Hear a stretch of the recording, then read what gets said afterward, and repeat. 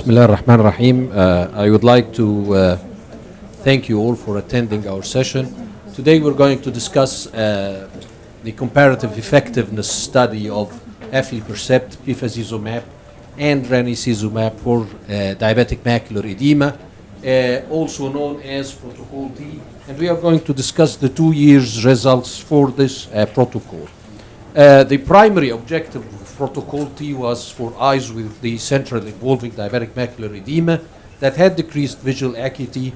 They wanted to compare the 1 year efficacy and safety of intravitreous aflibercept, intravitreous bevacizumab or Avastin, and intravitreous ranibizumab or Lucentis.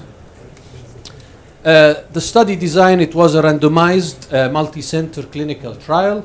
The participants meeting all of the following criteria: at least 18 years old, type 1 or type 2 regardless. The study eye should be meeting all of the following criteria: a Snellen equivalent acuity of 20/32 or worse, and 20/320 or better. A central involving diabetic macular edema on clinical examination. The central subfield thickness would be more than or equal to the protocol-defined gender and optical coherence tomography, OCT, machine-specific thresholds. No history of an anti-VEGF. This patient should be a naive patient, at least in the past 12 months, or any other diabetic macular edema in the past 4 months. So, they started by doing a baseline to reach 1 year. Patients had visits every 4 weeks with the primary outcome analyzed at 1 year. The patient in the visits had refraction and the ETDRS visual acuity measurement, then OCTs by spectral domain, dilated ocular examination, and color fundus examination. The patient would have a repeat injection at every 4-week visit if the eye improved or worsened. Otherwise, they would defer injection if either the visual acuity was 20/20 or better, and an OCT central subfield thickness was normal. Or at or after 24 years, the visual acuity and OCT was stable after 2 consecutive injections. Injection would be resumed if the visual acuity or OCT is worsened, but they had the improvement or worsening was defined as more than or equal 5 ETD Snellen letters from the last injection, or a 10% central subfield changes on OCT from the last injection. And these are the parameters that they stick to. You cannot go injecting the patient forever, or you cannot defer from injecting the patient. Only you do this based on these 2 changes. If the patient's visual acuity had dropped more than or equal 5 lines, which means 5 letters, which means 1 line, and if the OCT had a 10% central subfield change.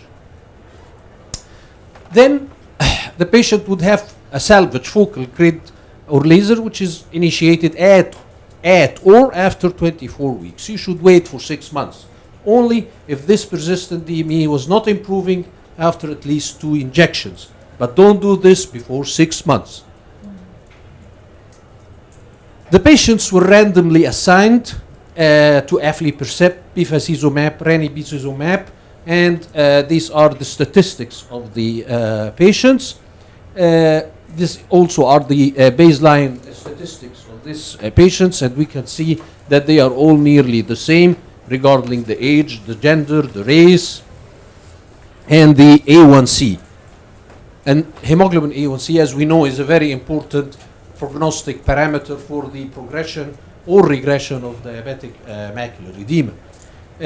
The mean visual acuity in aflibercept, bevacizumab, and ranibizumab was also nearly the same in the studied groups. Then they had to do the diabetic retinopathy severity scale on the ETDRS.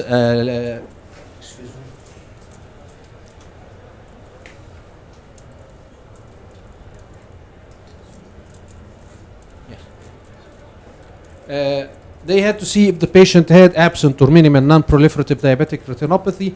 It was present in 3%, mild to moderately severe non-proliferative in 68%, severe non-proliferative in 8%, prior PRP without current proliferative diabetic retinopathy was 7%, mild to moderate proliferative diabetic retinopathy was 13%, and high-risk proliferative was only in 1%.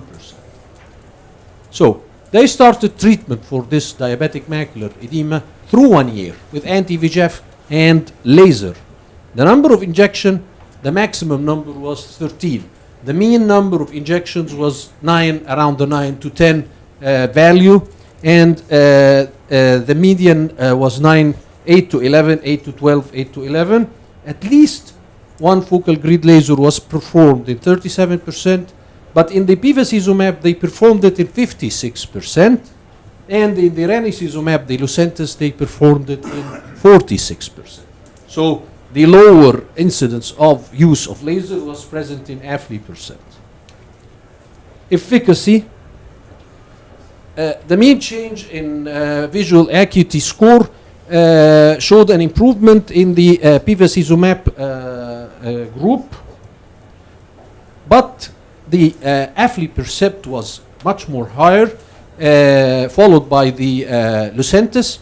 The difference between the AFLI% and the Avastin was statistically significant, but it was not statistically significant in comparison between the Eylea and the Lucentis.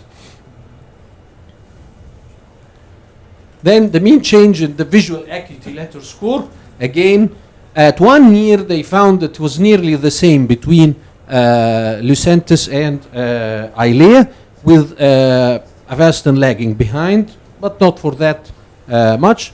Then they did a subgroup analysis, and they found out that the AFLI% was similar to Lucentis in the best corrected visual acuity, but in cases of 20 over 50 or worse, they had a statistically significant difference between the Eylea and the Lucentis. And this is the main issue. This is the take-home message when, as regarding protocol T. If you're having a patient who's suffering from mild visual loss due to diabetic macular edema, you can give whatever you want. The three are nearly the same. But if you're having a patient suffering from a worse visual acuity, worse to severe visual acuity loss, which is due to diabetic macular edema, here protocol T showed that Eylea would be superior to this. So the overall change in the OCT central subfield thickness over time again showed that the Eylea was higher than the Lucentis, but not statistically significant, but it was much more higher than the Avastin, and it was statistically significant.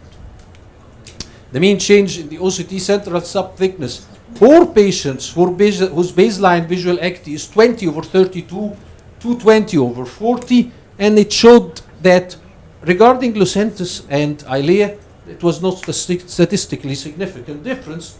Again, both of them were statistically superior to the Avastin group. But when it comes to patients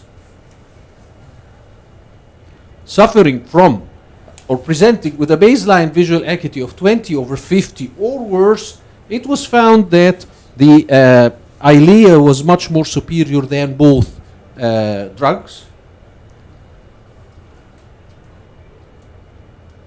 Concerning the safety, the AFLI% and the Avastin and the Lucentis nearly had all the same complications, and it was nearly the same. No statistically significant differences were found.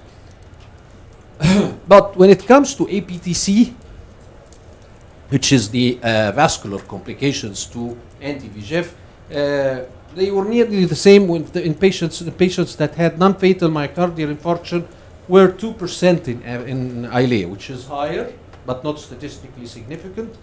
A patient who had non-fatal stroke were present in Avastin and Lucentis. As for vascular deaths, less than 1% in Eylea, 2% in Avastin, 1% in Lucentis. Any APTC event was present in 3%, 4%, 5%, so they were nearly the same. the post hoc analysis that the cardiovascular events that occurred through 1 year with these patients, characteristically, they showed that the Lucentis group was higher. It was 26%. But we are actually debating this APTC. You are actually dealing with a patient who is suffering from a diabetic macular edema. This means that this patient has been chronically diabetic for a long time. He might be having also hypertension, hyperlipidemia. It was found that the incidence of cardiovascular stroke was higher in diabetic macular edema patients. Patients suffering from cerebrovascular stroke also was higher in patients suffering from diabetic macular edema. So we would not actually be counting on the APTC for this, because we don't really know whether the anti-VEGF was the cause or the anti-VEGF was just given in a susceptible patient. So in conclusion, all the three anti-VEGF agents are effective treatments for diabetic macular edema and causing vision impairment. When the initial visual acuity loss is mild, on average there is a little difference visual acuity at 1 year. At worst level of initial visual acuity, aflibercept is more effective at improving vision. The changes in visual acuity at 1 year showed that it was adjusted for baseline visual acuity and multiple comparison. No changes were present. And this is what happened actually. The visits were every 4 weeks during year 1 and every 1 to 4 weeks, every 1 to 4 months during year 2, depending on the treatment course.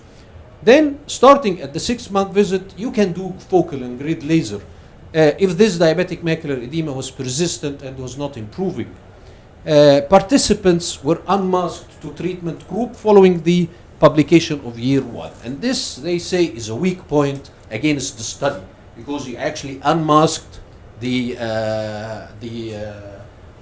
patients, and this means that I am, as a participant in this study, can know which patient received what, and I'm going to have some form of bias in the results of the second year. But again, they say that this was not a significant point in the study.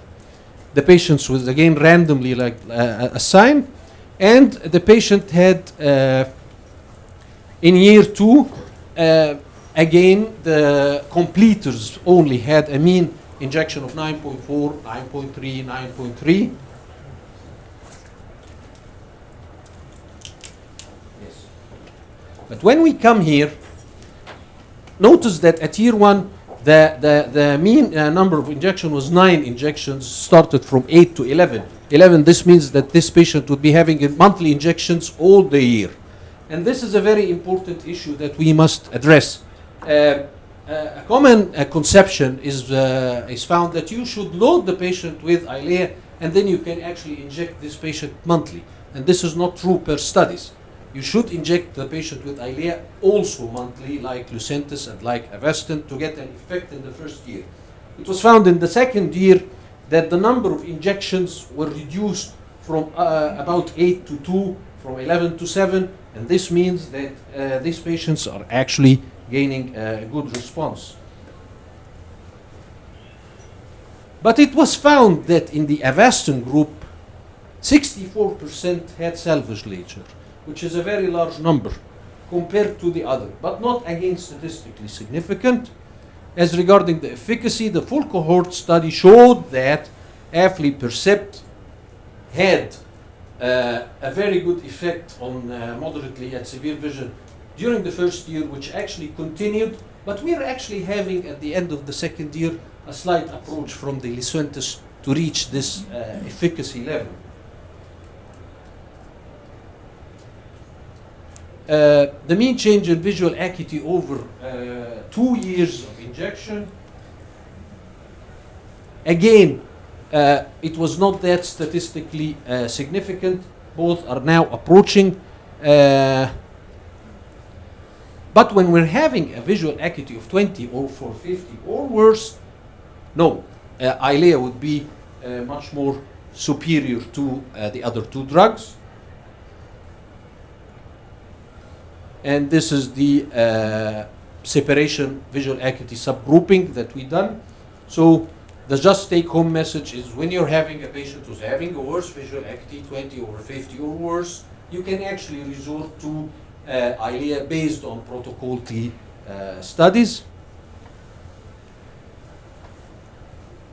But if you're having a patient who's having 20/30 or less, you can actually inject whatever you want. And this is again the safety. Nothing happened during the study.